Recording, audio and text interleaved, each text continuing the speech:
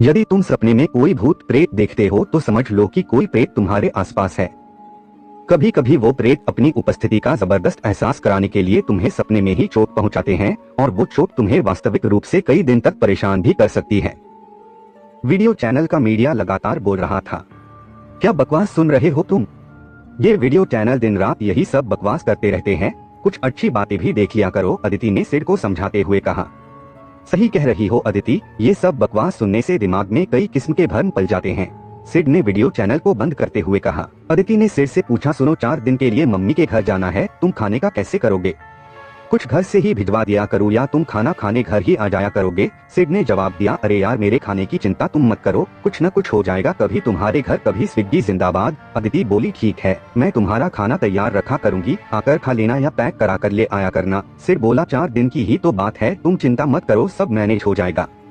अगले दिन चारों और अंधकार को देखकर सिड का मन खाने को नहीं कर रहा था, लेकिन अदिति की जिद की वजह से उसे उसके घर 10 किलोमीटर दूर अपनी ससुराल में जाना ही पड़ रहा था। क्या मुसीबत है, कैसा बेवकूफ हूँ मैं भी, शाम को ही खाना खाने निकल जाता तो अच्छा था, अब इतनी रात में घर से निकलना एक बेवकूफी ही थी, सिड ड्राइव करते हुए बड़बड़ा रहा था।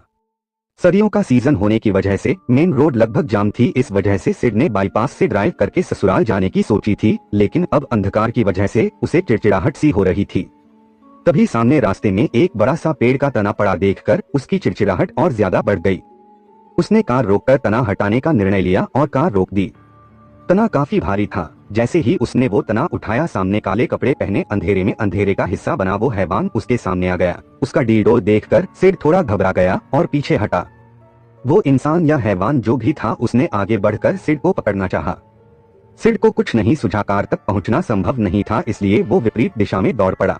वो इंसान या हैवान जो भी था अब सिड के पीछे दौड़ रहा था। रास्ता इतना खराब था कि सिड चाहकर भी तेज नहीं दौड़ पा रहा। सिड ज्यादा देर न दौड़ सका, जल्दी ही उस हैवान ने सिड को पीछे से पकड़ लिया और उसकी विशाल भुजाएं सिड की छाती पर लिपट गई। उस हैवान की पकड़ इतनी मजबूत थी, सिड उस पकड़ से निकल नहीं पा रहा था। उस पकड़ की वजह से सिड की छाती में भयानक दर्द हो रहा था और उसका दम घुट रहा था। दम घुटने के उन्हीं क्षणों में सिड की आंख खुल गई और उस भयानक सपने का अंत हो गया। सिड के चारों तरफ अंधकार था, सर्दी के मौसम में भी वो पसीने से तरबतर था और सबसे खतरनाक बात, जहां उस हैवान की बाहें सिड की छाती पर कसी हुई थी, उस जगह अब भी असहनीय दर्द हो रहा था।